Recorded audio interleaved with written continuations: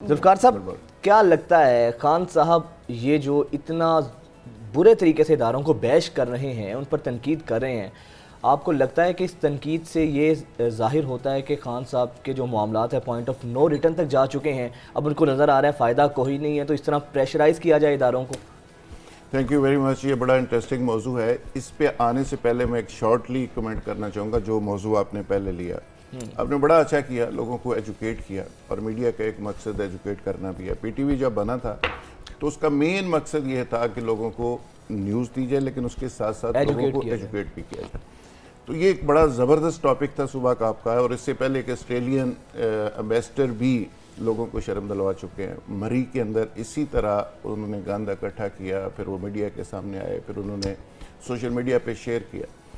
لیکن بدقسمتی یہ ہے کہ ہمارے لا کی جو انفورسمنٹ ہونی چاہیے وہ نہیں ہے. اگر پاکستانی یہاں سے نکلتا ہے اور دبئی کے ایئرپورٹ پہ وہ بہت اچھا ڈسپلنڈ شہری بن جاتا ہے، بندے کا پتر لاہور ایئرپورٹ کے اوپر وہ نہیں بنتا، تو اس کا مطلب یہ ہے کہ وہاں پہ زیرو ٹالرنس ہے، اور یہاں پہ زیرو ٹالرنس نہیں ہے. اور پاکستان کے اندر موٹر وے پہ آپ ایک طرح سے بہیو کرتے ہیں، موٹر وے سے آپ نیچے اترتے ہیں، چوک یتیم خانے میں آتے ہیں تو آپ اشارہ توڑنا، بدتمیزی کرنا، ٹریفک سارجنٹ کو بے عزت کرنا اپنا حق سمجھنا. سو یہ انفورسمنٹ کے ایشوز ہیں، اور پوری دنیا کے اندر لیکچروں سے قومیں ٹھیک نہیں ہوتی، انفورسمنٹ سے ہوتی ہے. انفورسمنٹ سے وہاں سعودیہ کا ایک چھوٹا سا واقعہ میں عرض کرنا چاہوں گا کہ کنگ کے پاس ایک بی بی سی کی ایک رپورٹر گئی، وہ انٹرویو کر رہی تھی. سعودی کنگ کو اس نے کہا جی آپ کی سزائیں، اسلامی کی سزائیں بڑی ظالمانہ ہیں، اب ہاتھ کاٹ دیتے ہیں، آپ یہ کر دیتے ہیں، بڑا ظلم ہے. اور یہ وہ اس نے کہا کتنے لوگ سعودی عرب میں دیکھیں کہ جس ٹنڈے ہوں اور جن کے ہاتھ نہیں ہیں؟ اس نے کہا جی میں نے تو نہیں دیکھے.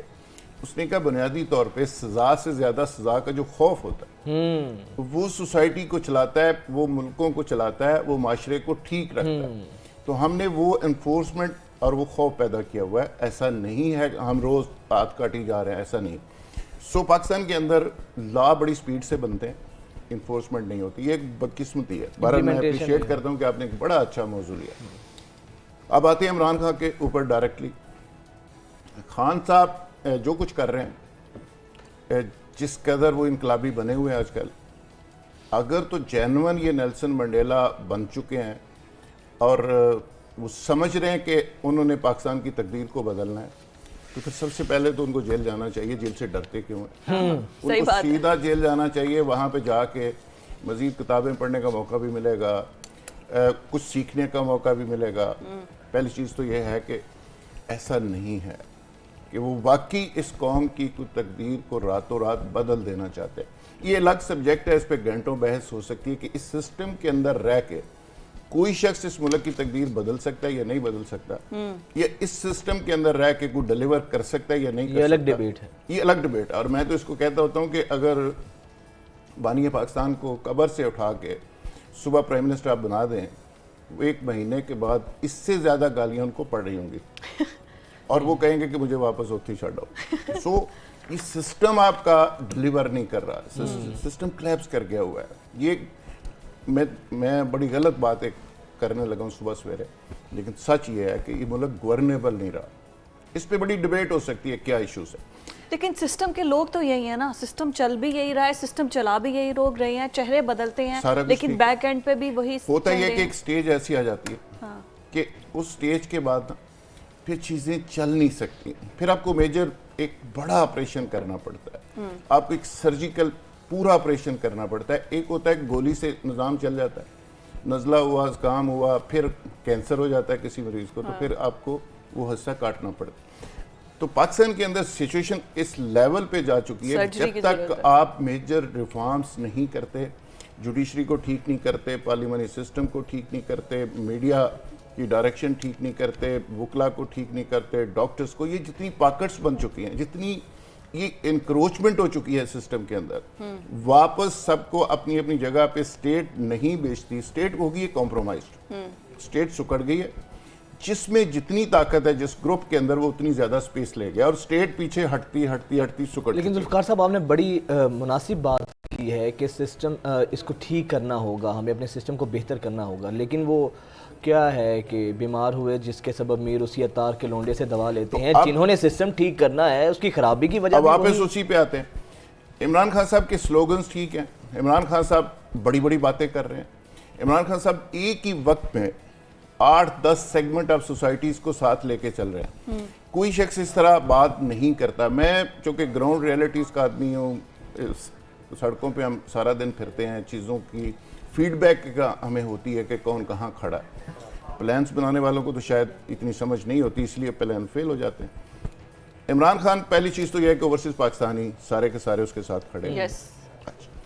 سابق فوجی افسران کھڑے, یوتھ کی اکثریت کھڑی ہے, اینٹی اسٹیبلشمنٹ پاکستان کے اندر ایک بڑا انفلوئنشیل طبقہ ہے وہ کھڑا ہے. رائٹ ونگ ایک ہوتا تھا پاکستان کے اندر مذہبی طبقہ جو ہر حکمران کے خلاف استعمال ہوا, مشرف صاحب کے خلاف ہوا, بھٹو صاحب کے ہوا, نواز شریف کے خلاف استعمال ہوا. یہ رائٹ ونگ, یہ مذہبی طبقہ, یہ مذہب کارڈ.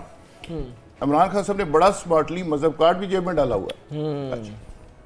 اس کے ساتھ ساتھ اینٹی ڈرون, امریکہ پاکستان کے اندر بہت بڑا ایلیمنٹ ہے. یہ 10 قسم کے سیگمنٹ آف سوسائٹیز ہیں. عمران خان ان سب کو ایک ہی وقت میں, اس کو چکر دینا کہہ لیں, اس کو موبلائزیشن کہہ لیں, اس کو سب کو ساتھ ملا کے کیش کروا رہے ہیں, کیش کروانا سمجھ لیں, اس کی تعبیر ہو سکتی ہے.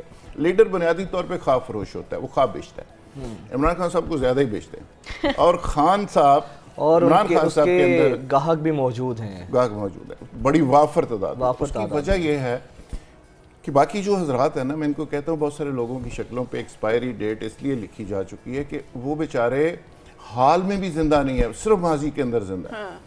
عمران خان فیوچر کی بات کر رہا ہے, وہ حال سے 2 سٹیپ آگے کھڑا ہے. اب وہ جو خواب بیچ رہا ہے یہ پورے ہو سکتے ہیں یا نہیں ہو سکتے, اس پہ بھی ڈیبیٹ ہو سکتی ہے. بات آپ نے جو بنیادی پہلے بات کی تھی اس پہ آتے ہیں. عمران خان صاحب جو بات کر رہے ہیں وہ سمجھ رہے ہیں کہ وہ سیل ہو رہی ہے, بک رہی ہے. لیکن سوال یہ ہے کہ عمران خان کی جو گفتگو ہے, کیا اس کو بیچنے سے, اس کو بڑا بننے سے اور اس کی واہ واہ کرنے سے, ویورشپ ہونے سے, سوشل میڈیا پہ وائرل ہونے سے, اداروں پہ دباؤ بڑھانے سے کیا پاکستان کا کوئی بھلا ہو سکتا ہے؟ نہیں, بالکل نہیں. تو پھر یہ پالیسی خان کی, عمران خان کی جو پالیسی ہے کہ اداروں کو تنقید کرنا, نام لے کے تنقید کرنا, پھر اس کے بعد یہ ہے کہ ایک دباؤ کو, تو آپ نے کہا جو باقی ممالک ہیں جو کہ پاکستان کو ترقی یافتہ تو فہرست میں دیکھنا ہی نہیں چاہتے, ترقی ہوتا دیکھنا ہی نہیں چاہتے, وہ تو پھر انہی کا پروپیگنڈا ایک طرح سے سیل کر رہے ہیں. عمران خان صاحب کو سمجھنا چاہیے اس بات کو کہ جن ملکوں کے اندر ادارے کمزور ہوئے وہ ملک پھر کھڑے نہیں ہو سکے. آپ شام کی مثال لے لیں, آپ عراق کی مثال لے لیں, اب افغانستان کی بات کر لیں. وہاں پہ فوجیں اتنی مضبوط ہوا کرتی تھی کہ پوری ریجن ان سے ڈرتی تھی. صدام حسین سے آپ کو پتہ ہے کون کون پورے علاقے میں ڈرتا تھا. لیبیا کی مثال جب وہاں پہ فورسز ختم ہوئی, وہاں پہ ادارے تباہ ہوئے, پھر وہ ادارے کھڑے نہیں ہو سکے. افغانستان کے اندر جب فوج تباہ ہوئی, پورا سسٹم کلیپس کر گیا, تو اس کے بعد 49 ممالک نیٹو کی شکل میں اربوں ڈالر لگا کے نہ پولیس کھڑی کر سکے, نہ فوج کھڑی کر سکے, اور آج تک وہ بھگت رہے. سو آپ کے پاس اگر کوئی ادارے بچ گئے ہیں اور کچھ ادارے بہتر پوزیشن میں ہیں, تو ان کو خراب کر کے, تباہ کر کے, برباد کر کے آپ اگر لوگوں کو کچھ سلوگن یا لوگوں کو کوئی نیریٹو دینا چاہ رہے ہیں, تو میں سمجھتا ہوں کہ یہ گھاٹے کا